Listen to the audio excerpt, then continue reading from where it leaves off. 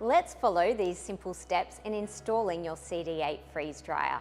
Before we begin, when preparing for installation, make sure that you have a surface with the right size to accommodate and support the weight of your CD8.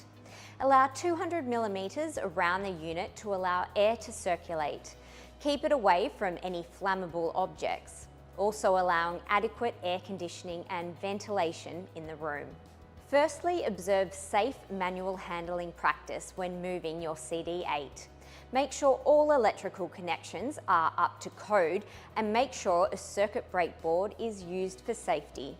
Once your CD8 is on the bench, use the adjustable feet to make it level.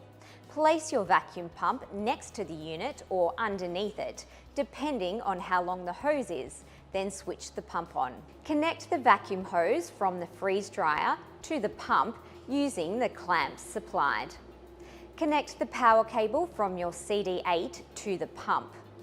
Connect the CD8's power cable to your wall socket and turn your CD8 on.